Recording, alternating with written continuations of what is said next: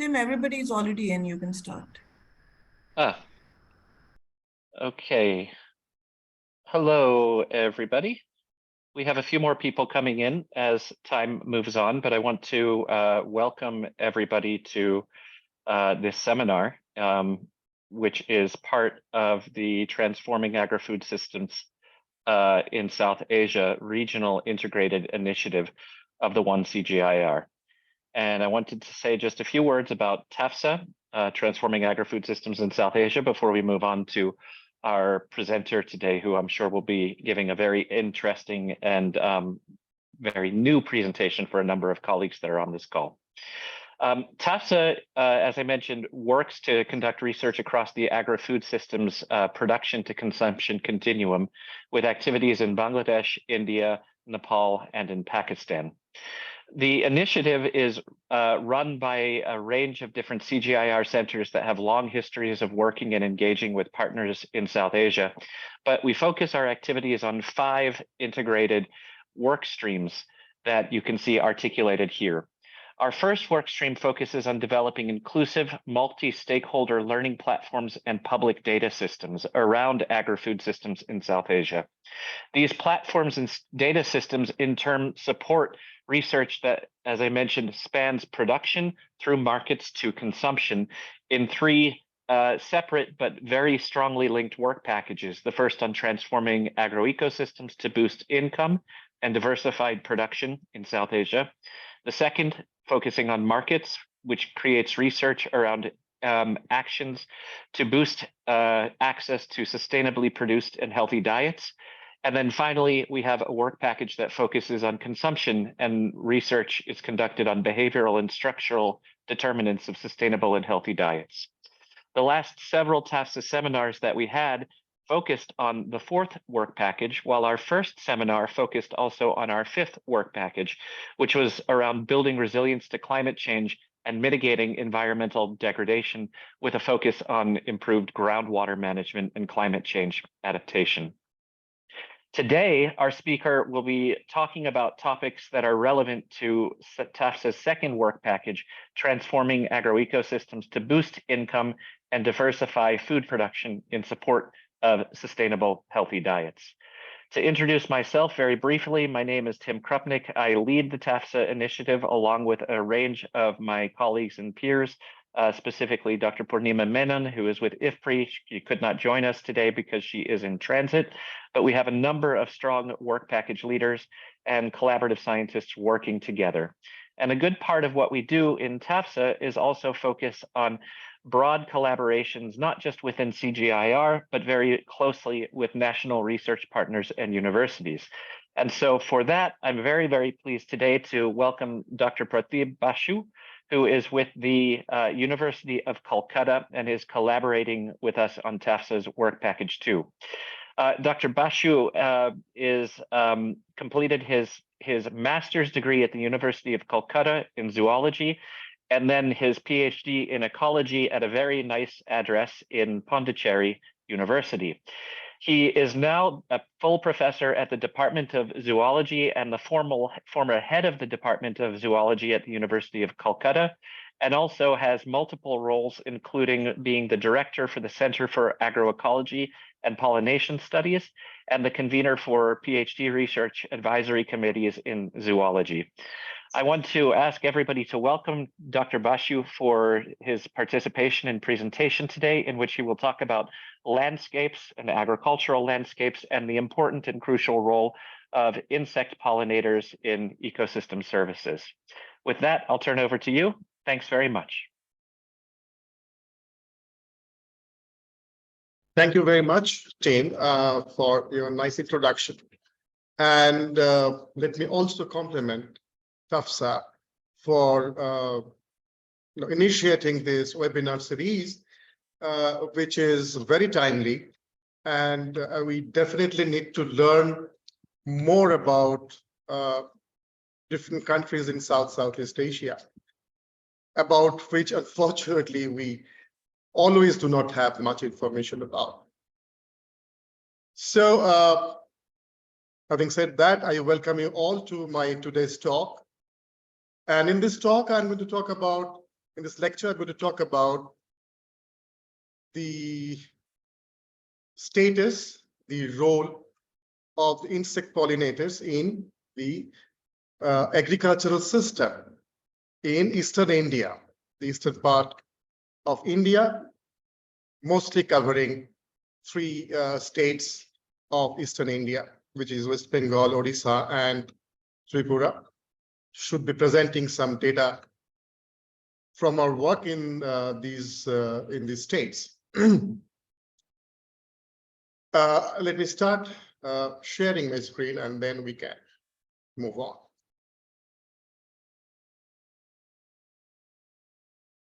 Yeah.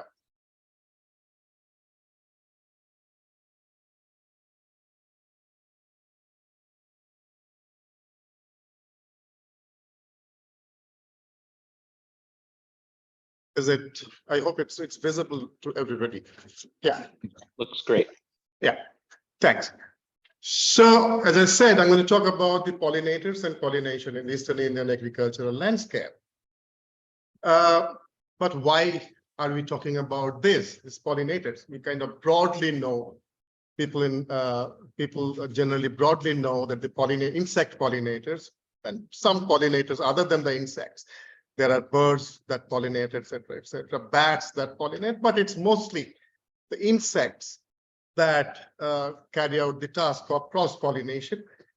And why suddenly are we talking about pollinators and pollination service, and that too in the agricultural system?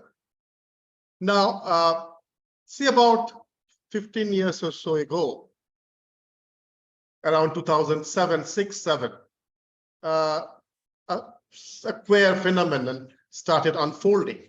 And it started unfolding firstly in the United States, and then it was also subsequently noticed in some European countries, where farmers, the beekeepers, they were alarmed that their hives that they kept were being deserted by the workers, leaving only the broods and a couple of queens, and in some cases there was mass mortality as well.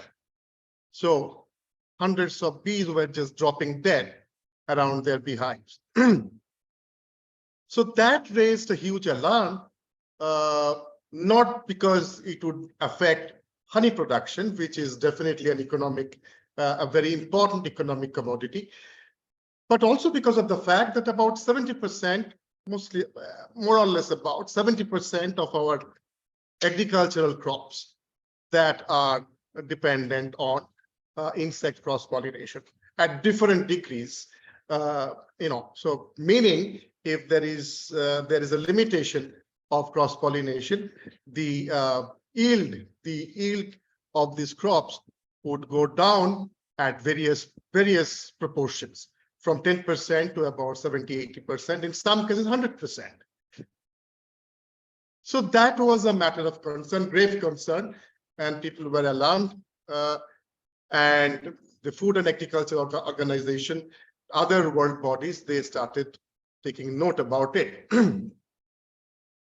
So it very soon became a world sort of stop press kind of an event, a kind of a situation. Everybody took note of this. It also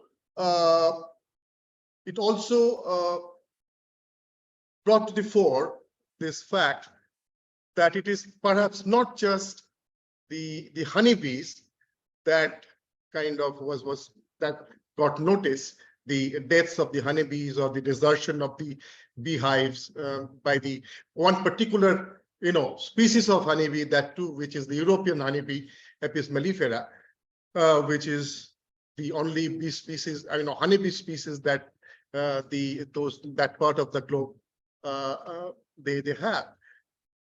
But something must also have gone wrong with other, not only honeybees, but hundreds of other bees which do not essentially live in societies or in colonies, but they live solitarily, and there's a great diversity of that in the world. So something perhaps would have gone wrong with them as well. So broadly, so pollinator, the health of the pollinators became a matter of grave concern across the globe.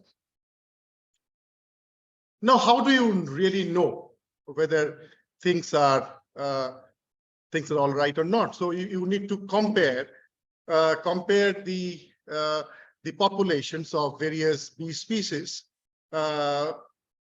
Compare across time, different time zones.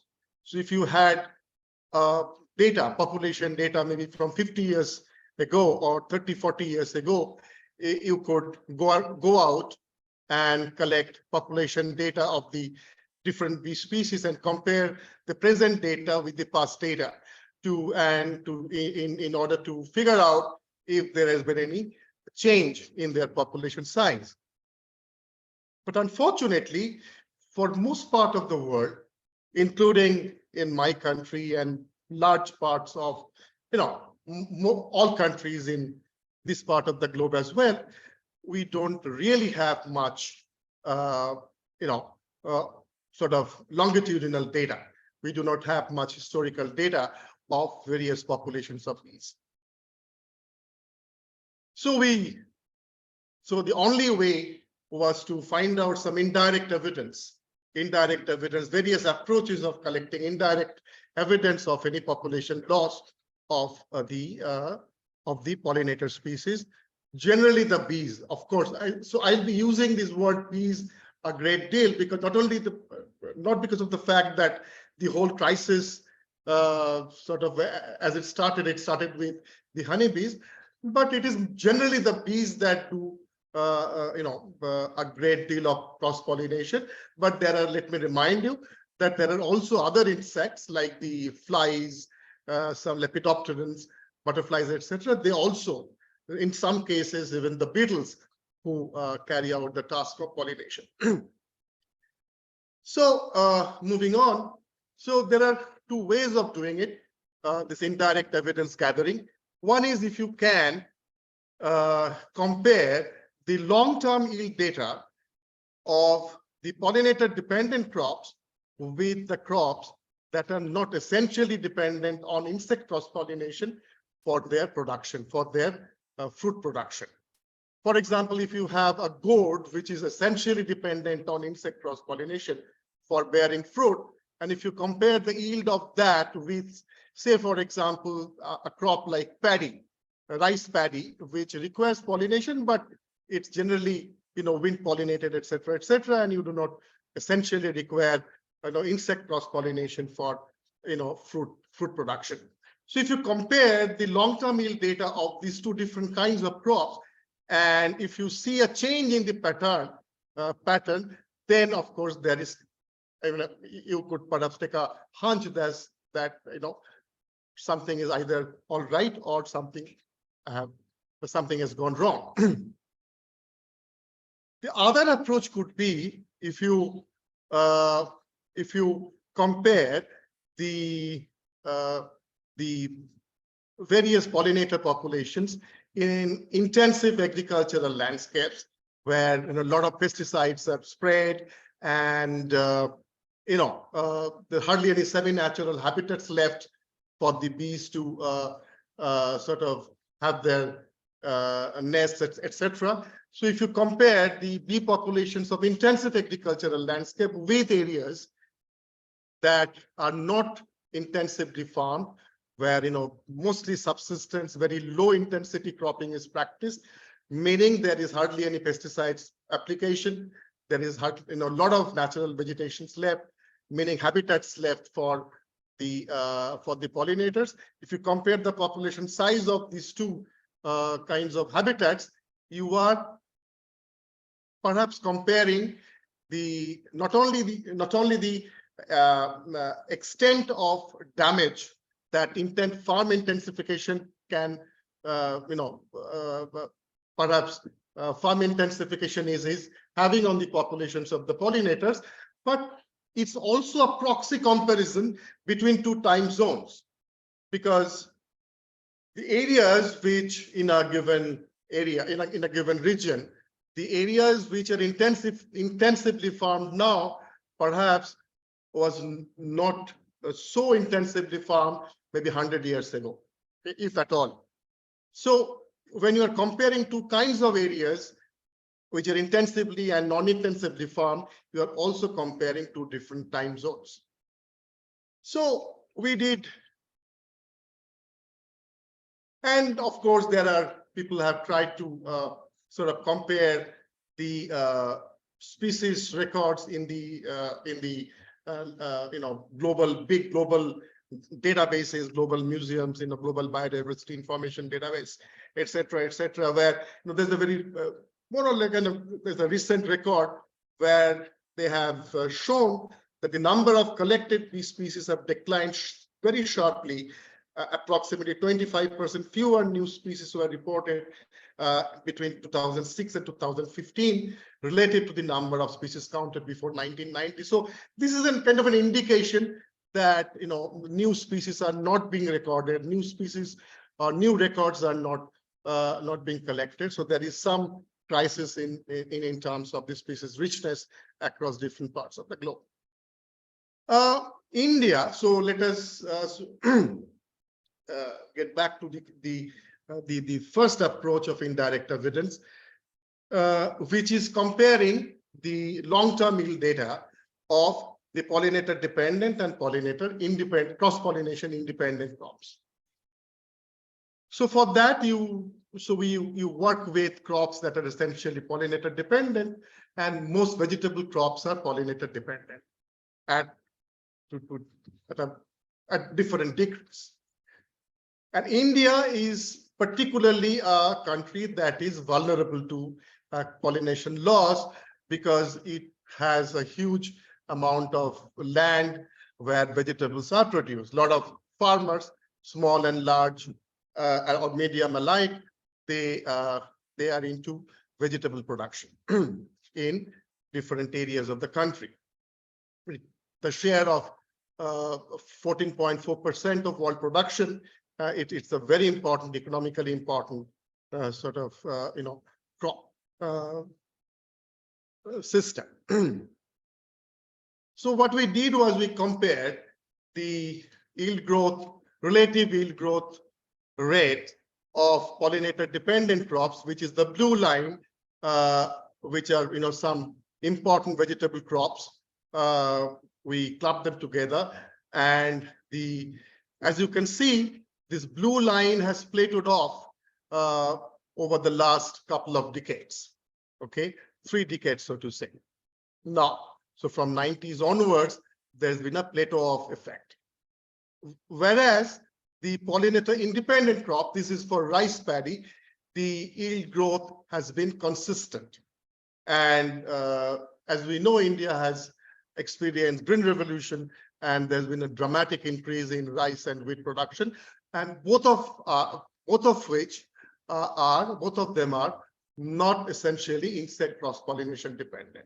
But that has not been the case with vegetables, which is essentially insect cross-pollination dependent, and the relative yield growth rate of that has actually plateaued off. Moving on, so the other approach that we sort of followed was to compare across the gradients, but then what to study? What to study? I mean, study, of course, the populations, etc., but our larger question, much bigger question was what was causing the change, if there has been any change at all. So our first analysis told us that things are not probably all right with the pollinator dependent crop systems. But our second question was, what is causing this trouble? Okay, so the factors behind this. So we went back to the farmers, and who are the custodians of the pollinators, and we followed a protocol in which we showed them pictures of various bee species and asked them asked them, what do they think about the population size changes or population changes of this species after we ascertained whether they knew this particular insect, the pictures of which we showed them. And what the response they gave was again peer reviewed from within the community a number of times, and when necessary was also checked up with the formal academic experts. So there are about 6 species of bees which the farmers identified. This was in Tripura and Odisha, and as you can see, they reported a decline of all these species at various percentages. Okay, so the farmers told us that the populations of these bees have gone down over the years. They also, interestingly, give us the drivers of this decline. One essentially was the pesticides. Majority of them said pesticide is responsible for this population decline. Some 20% said habitat loss, and at various degrees, people spoke about even climate change, etc. So people, attributed different reasons for this population losses. This is what the farmers felt. In 2021, we published a study. It was a global study where some of us, we got together from different parts of the globe and did a thorough assessment of various factors that might be responsible for the pollinator loss in different global regions. And the factors which turned out to be most important, these are all based on published evidence and the experts, first-hand knowledge of the system from where the information were being collected. And so the major factors that appeared to be most important were land cover and configuration, land management, and pesticide use. Climate change followed. So farmers were definitely, right about the drivers of the decline, where all these global experts also kind of had consensus on. So our explorations took us to the following path. First, as I said, the approach was to compare the areas of intensive agriculture with areas which is on the upper part of this slide, on the right, and compare that with areas which are very close to forests. Tribal farmers have subsistence farming mostly, and by default is pesticide free because they cannot afford to buy pesticides. Okay, they're really, really poor, really hand-to-mouth existence. So we compared the populations of the insects, the pollinating insects and the bees. And so obviously, so this is on the left, you see areas which intensively farm, mostly agricultural land and hardly any natural habitation or natural habitats of vegetation left. Compare that with areas from where we collected samples again, where it's very low intensity of cropping and quite a large extent of natural or semi-natural vegetation. We asked the following questions. How are the bees doing in intensive agricultural landscape? And secondly, what factors regulate bee diversity in an agricultural landscape?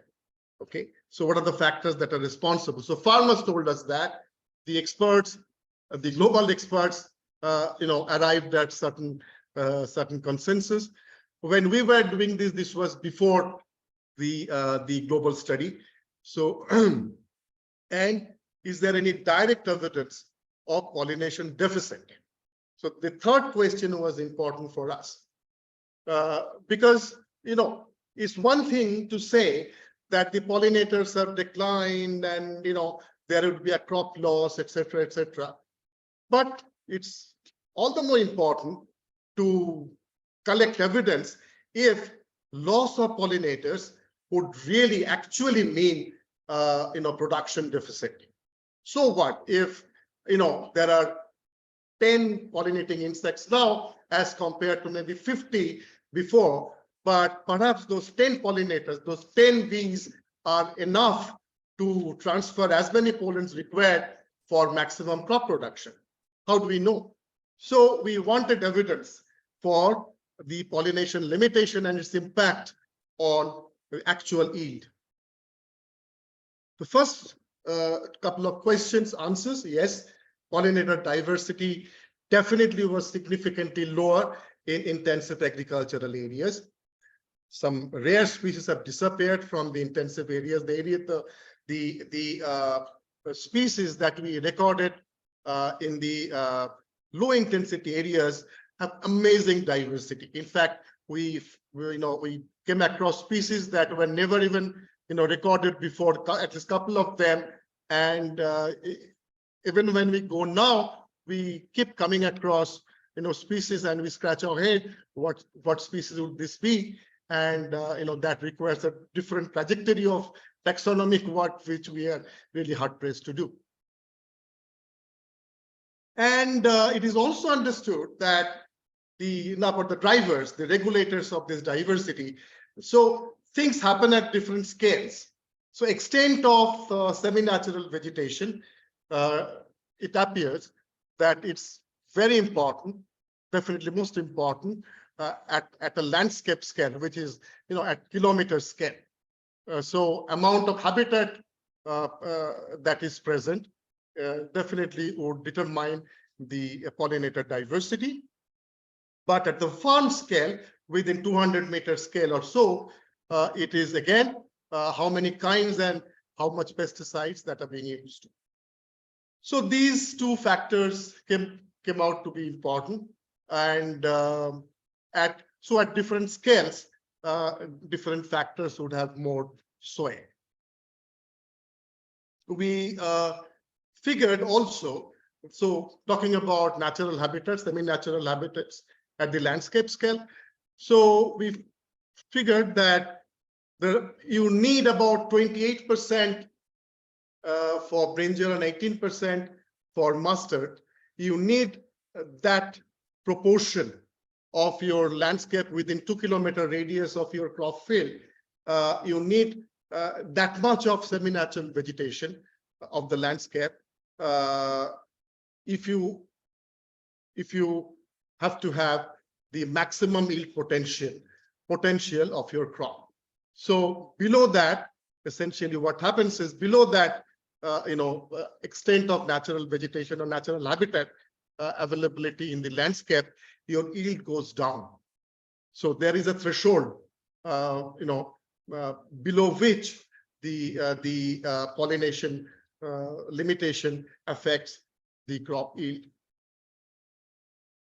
Moving on, we worked out an index called Pollination Service Index, which is the ratio of total pollen delivered by the insects and the minimum pollen required for seed set formation.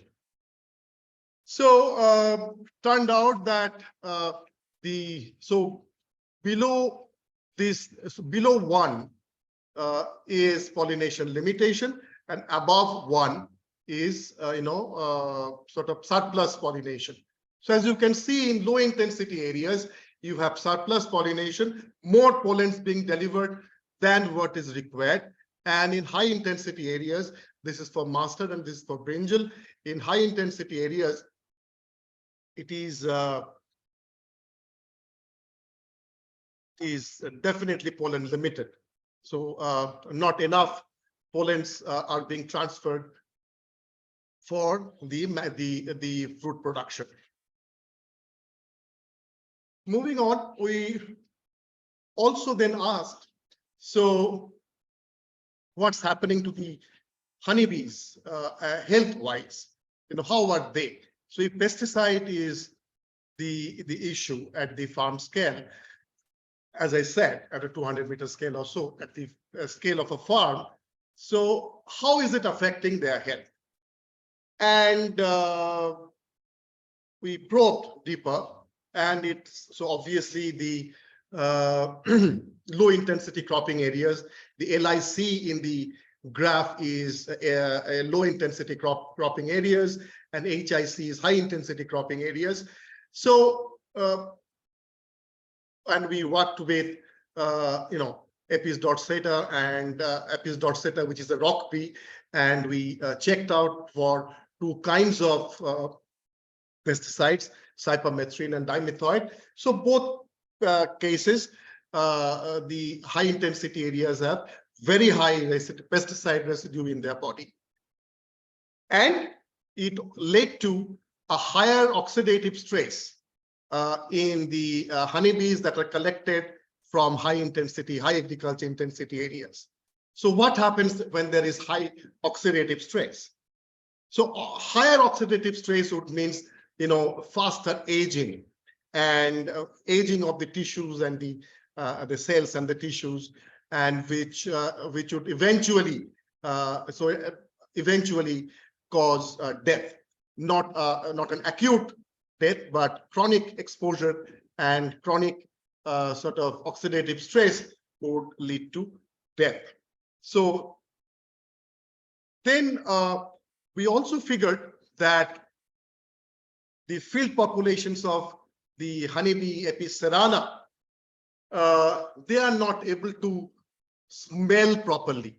They are not able to sort of process the olfactory molecules. Not only that, they are not able to retain the olfactory memory. If they have smelled the smell of a particular flower, they will not be able to retain that memory. Okay, and that definitely, as you can understand, that would affect their recruitment of foragers, etc., and their entire orientation would get really spooked. So we worked out that the honeybees, their major sensory apparatus is their antenna, which has a lot of receptors that capture the olfactory molecules. And these sensors, if they are damaged, then obviously their olfactory perception is hugely impacted. It's like a blocked nose. If you have a blocked nose, you cannot smell. So if they have a damaged sensilla on their antennae, they cannot smell. So as you can see in this picture, so this is the sensilla, same kinds of sensilla. There are different types of sensillae. So in this particular kinds of sensillae receptor, they have chaffed or cracked marks on them. And these, I compared these against these normal sensillae. Okay, so there is a damage. So their sensilla is damaged, and the deformations, etc., and we figured out that this is happening because the honeybees, the honeybee brains that are collected from intensively farmed areas where a lot of pesticides are sprayed, the honeybee brains there are not able to process calcium properly, and this calcium channel is a conserved process. Even we have calcium channel in our brain, and that is a very important physiological sort of mechanism which helps us to remember any smell. So olfactory smell processing is hugely dependent on this calcium channel, which is quite jinxed in honeybee brains that are collected from the high intensity cropping areas. We figured that, again, honeybees that are collected from the pesticide affected areas, pesticide intensive areas, they have reduced visual acuity, they have reduced ability of correct color choice, their ommatidia, the compound diameter has reduced significantly, and there is a reduced expression of opsin, rhodopsin, which are important for visual acuity and color recognition. So all this is happening, and in the honeybee neural system caused by the pesticides. And very recently, we have also worked out the major reason for that is in the honeybee brain. This is in Epicerana, the Asian honeybee. There is an increased cell death. So there is cell death, yes, in them, but in brain, the extent of cell death is significantly higher than in other part of their body. So it's all bad news, really, really sad news, what is happening to them. And health-wise, they are suffering. The diversity is going down. So this is what is happening to the honeybees. And one can well imagine if this is happening to the honeybees, the other solitary bees are also perhaps not in a good shape. So this is just to show what can happen to these creatures that are, chronically exposed to pesticides.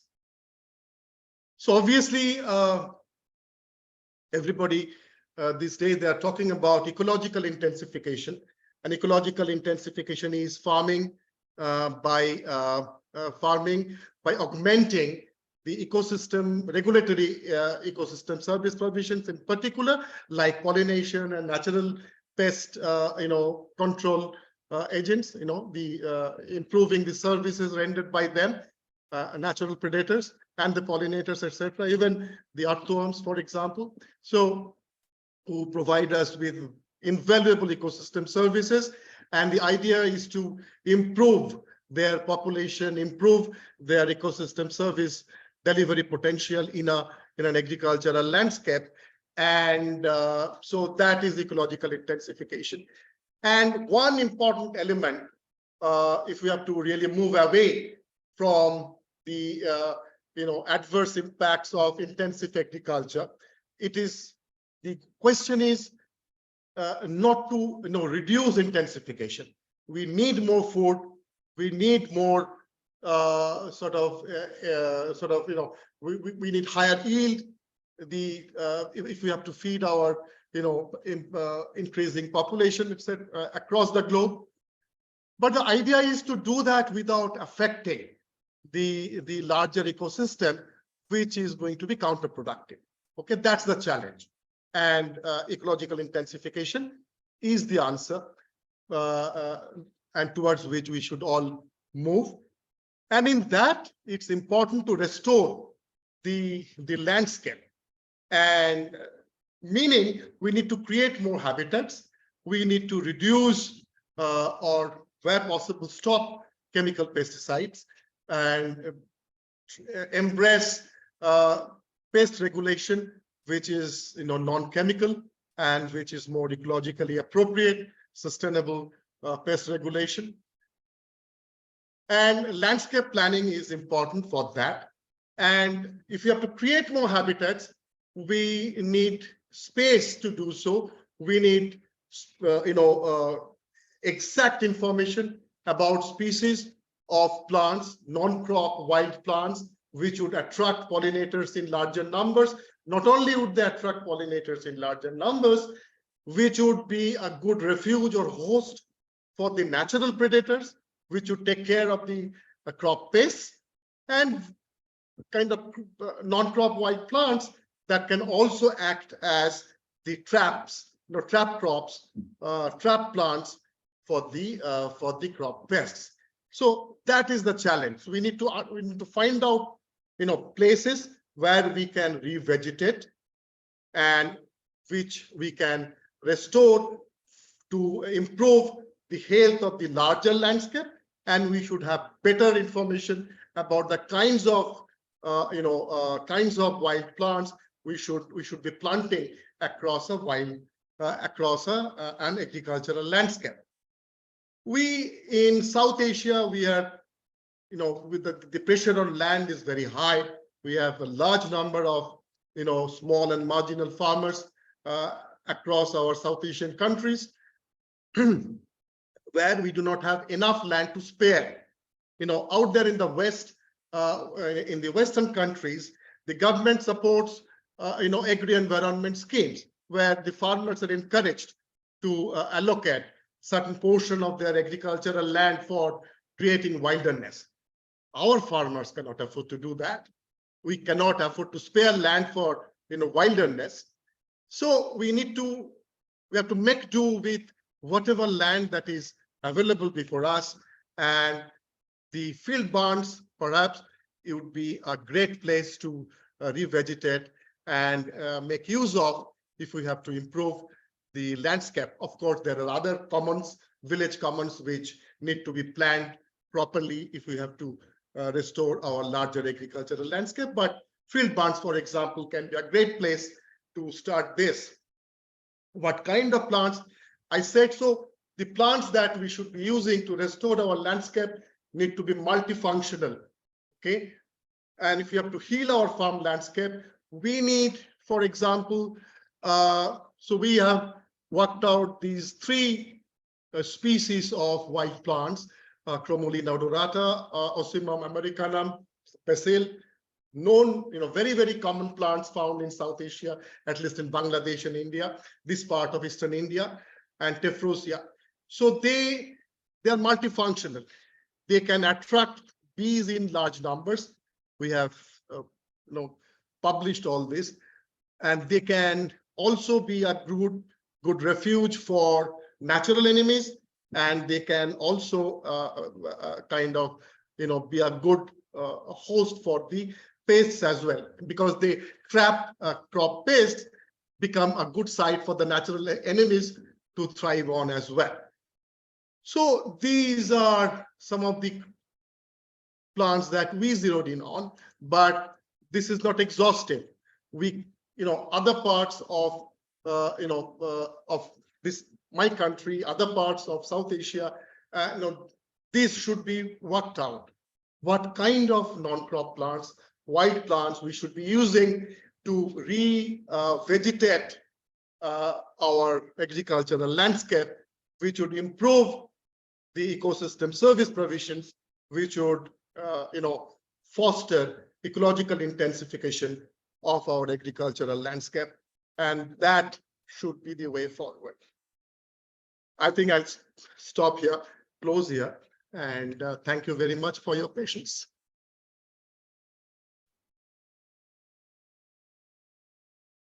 Over to you, Tim. Thank you. Thank you very much, Dr. Basu. We have 2 quick questions we actually have 2 questions, but they are not quick, that are in the chat that it would be worth going over. But I want to thank you for, starting with a really interesting presentation that focused also on our understanding of the different scientific methods that can be utilized for assessing pollinator decline from long-term secondary data, looking at landscapes, and then moving us through studies of the unintended negative consequences of pesticide use and their effect on non-target pollinators, which is, of course, a big concern. And I think this is also particularly relevant because studies such as this are often done in, seen quite intensively in North America and in Europe, for example, but there is an evidence gap, I think, in Asia. And so it's particularly important now that we are addressing that. But one of the questions that was asked early on when you were showing some of the long-term secondary data was what the drivers may have been that increased pollinator populations that were observed in one of your graphs from 1960 to 1980, after which then there was a decline. So perhaps if you could address that first, and then there's a second question which we can address afterwards. Yeah, surely. So it's a very interesting question. You see, the pollinator populations during the period which you are mentioning, yes, the pollinator population did not increase. What we showed was the increase in the vegetable crop production, right? The rate of growth of the vegetable crop production. So that increased, of course, the Green Revolution, high external, all the inputs were coming in, they were in place. So it took some time to, the negative impacts to sort of, affect the pollinators. And so, and when that happened, it had its toll. So the early years, the impact was not so visible, but as the time progressed, so the impact was more apparent. So that would be the answer to your question. It is not that the pollinator population increased. What increased was the yield growth, and there was a time lag that was there in between. Okay. Great. Good. Thank you. Actually, Mahajibeen just pointed out that there were a number of additional questions that were also asked in the chat box. So what will happen when bee population there's a large completely diversity extinct? of them. So I'm going to let you take your pick. This is a good question. So what will happen when bee population completely extinct? So you see, I mean, we have done some modeling for our country. So first such estimate of a scenario where there is no insect pollinators left in the world was done way back in 2009. So a French group led by someone called Gallet. So they worked out the exact economic value. So they called it EVIP, economic value of insect pollination. The EVIP estimation done in 2009 was a whooping amount. It's not at the tip of my tongue right now, but it's a whooping amount. The annual loss in terms of US dollar, what it would be when there is no insect pollinators left. What we did, we followed the same model. We did some calculation for India with respect to 7 important vegetable crops in 2011 and published that. So that was something like 760 million US dollar per year, just for 7 vegetable crops that are highly dependent on cross-pollination. So that is not a small number. Not a small number at all. Yeah. Good. So there were a number of questions. If I could also ask,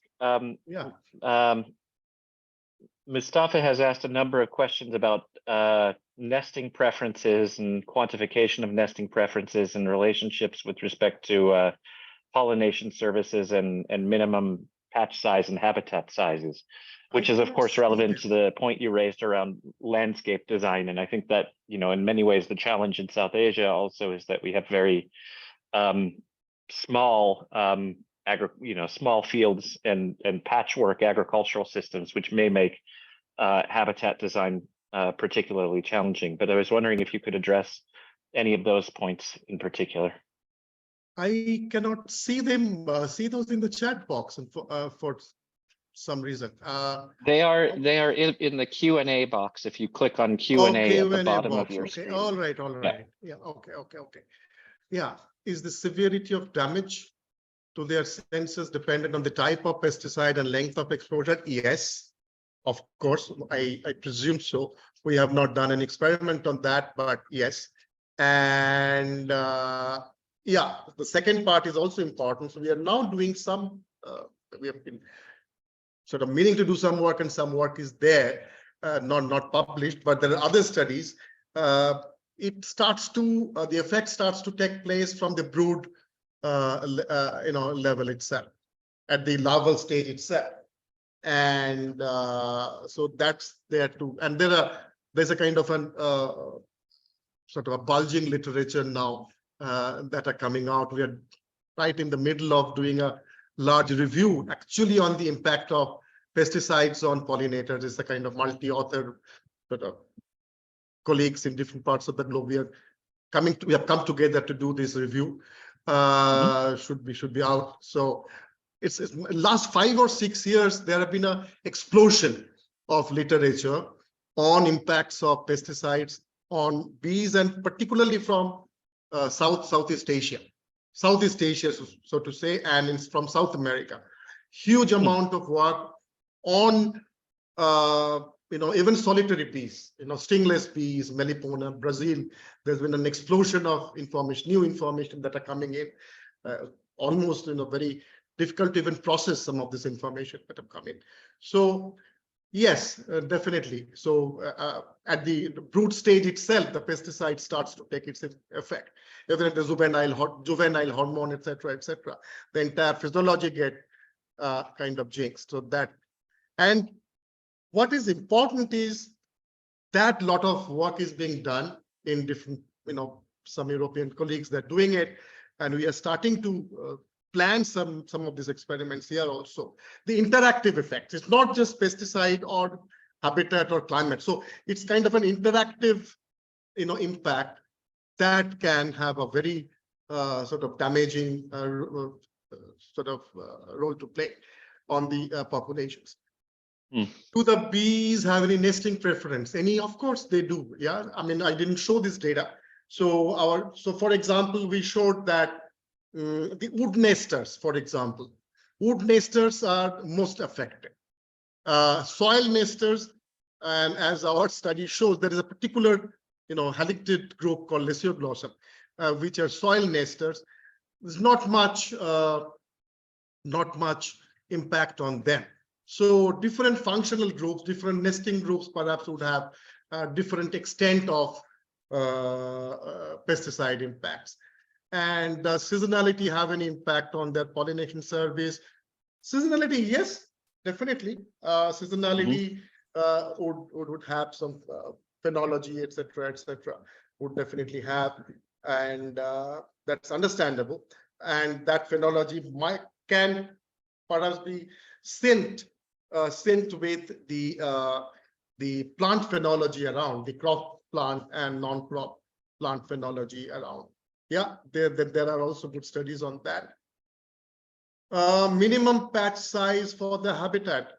Well, that's an interesting question. I do not know what would be a minimum patch size, but I guess some few square meter of, and at different mosaics would be, give them something to latch on, and they would thrive.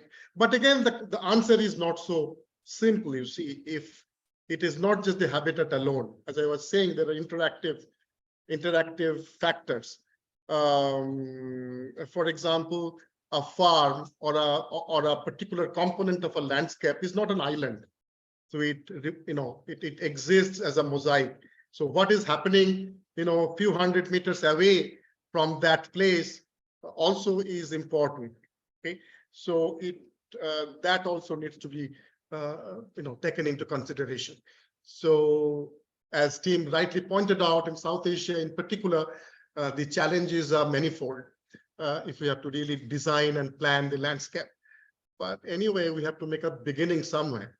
So that's what I feel. We do. Thank you. So we're almost at time. I just want to give a moment if there is any last question from anybody that is still listening in. We still have a number of people here, and I think it's been a very interesting presentation. We, of course, will circulate Dr. Basu's contact information again to anybody who is interested in this important research, and also keep you up to date on collaborations with TAFSSA and work that is starting to emerge around some of these thematic areas.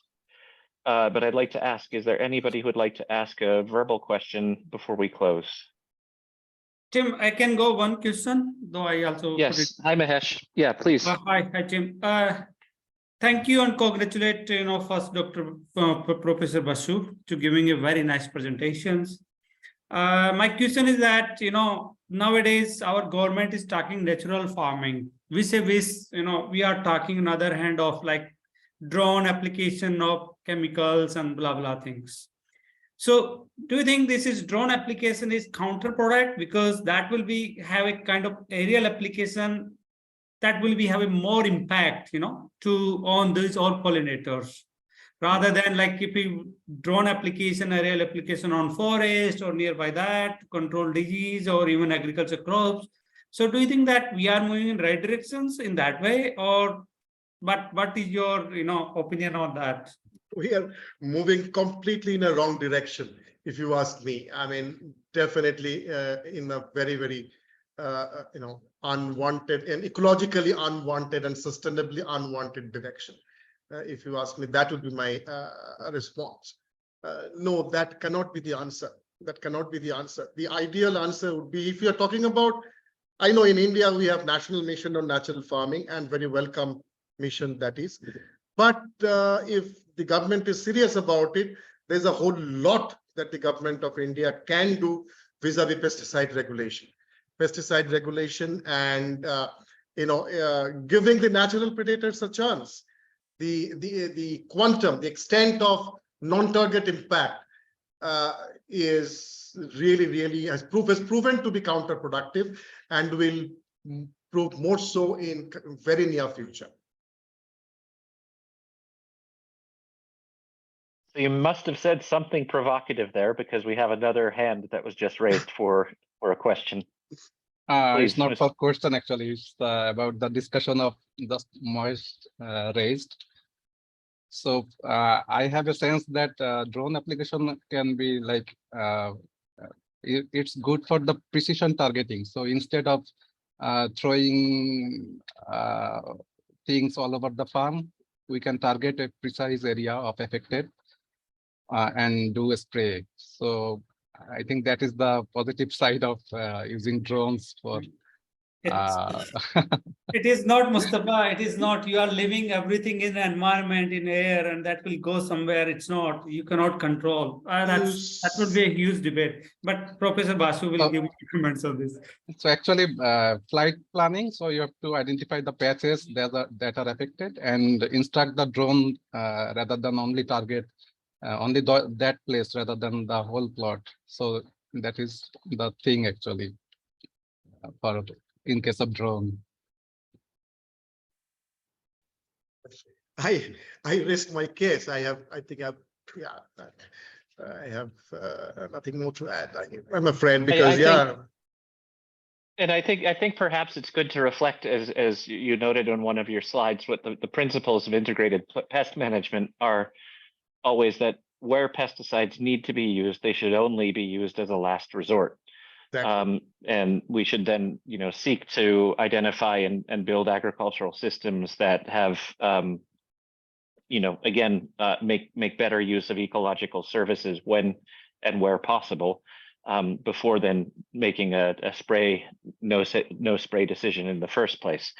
I think the challenge in many cases is that, well, let me say bluntly, the agrochemical industry has very significant funding behind it, a very strong advertising and public persuasion power, and they offer a solution that is simple and at least allows farmers in many cases to think that they solve the problem immediately. That may or may not always be the case. But again, be it application by drone or otherwise, one should only be thinking about these approaches in a logical sequence, and perhaps only resorting to them really when and where absolutely necessary. And then in that circumstance, perhaps targeted drone application might make more sense also when you start to think about the negative health effects to applicators as well. But this is a very big additional discussion, and perhaps might be a very good subject for a future TAFSSA seminar, or perhaps an open debate in rather than simply a presentation. Mahesh has raised his hand. So Mahesh, we're a little bit over time, but do you want to say a last word, and then we'll move to close? Thank you. Just I'm curiosity to ask and get more knowledge from Professor Basu about, like, we are claiming Meghalaya as one of our organic states, and it's really minimally use of pesticide in this side. Still pollinators are decreasing on those ecologies. And do you think we only blame pesticide, or there are something more that really we are looking and ecologically, that maybe disease, maybe stresses, maybe climate change? I don't know, you highlighted all, but really I want to know, because that state is really claiming as a organic state, and if we look at data also, it's minimal use of insecticide and pesticide. Two responses. One is, it is not just pesticide, one or the other, as I said. So, for example, the immunity of the insect, cross-pollinating insects, if that drops, that make them more vulnerable to disease attack. For example, the varroa mites and etc. The mite attack has been one of the major reasons for population decline. Okay, that is number one. And chronic exposure to pesticide might make them more vulnerable to disease attack, etc. There are some studies on that. Number one. Climate change can have a compounding impact on what would happen to them. In Meghalaya, for example, we do not have much population data on honeybees. Not only Meghalaya, but there are other hill states in India, for example, Uttaranchal, in Sikkim, for example, that have gone organic. See, it is not just organic. So we need to move beyond just, input correction. That is my position, long-term position on this. It is not replacing, urea with cow dung. That's not the idea. It is not just, replacing, some pyrethroid pesticide with neem oil. It is not just that.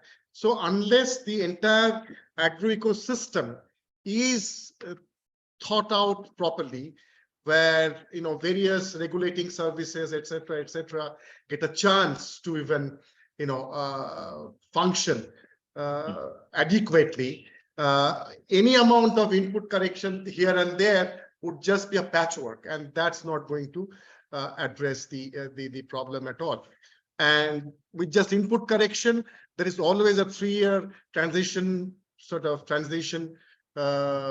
phase that people talk about. It can be 3, it can be 4 years, where there is a drop in yield in absolute term, but then it picks up. There are also experiments to show that if these 3-4 years are kind of supported, the yield drops can be supported. There will be a long-term impact, but that's again a totally different kinds of discussion. I can give you data, etc., that would prove to be that would tell you a kind of a story which you may like to hear, but we do not have perhaps that time. Yeah. Well, again, this may be a topic for a future more in-depth discussion and debate. So I'd like to move us towards a close. I'd like to thank again Professor Basu with the University of Kolkata for this stimulating discussion. Again, that did raise a lot of debate. My father used to tell me, if you present something and people have debate it and don't always agree, but are discussing afterwards, then you are always successful in communicating something. So that has certainly happened here. Please stay tuned, and we will continue to keep up with information about the future TAFSSA seminar series. We do these events 1 time per month, trying to address research and science issues related to all aspects of the agri-food system in South Asia, from consumption through marketing, from production through marketing to consumption, and all of the issues that surround it. So once again, I'd like to thank everybody for joining, Professor Basu, and we'll see you in 1 month from now. Thanks very much. Bye-bye. Thank you very much. Thank you very much. It was very interactive. Yeah, thank you. Yep. So thank you very much. I'm logging out then. Thanks so much. Talk to you soon.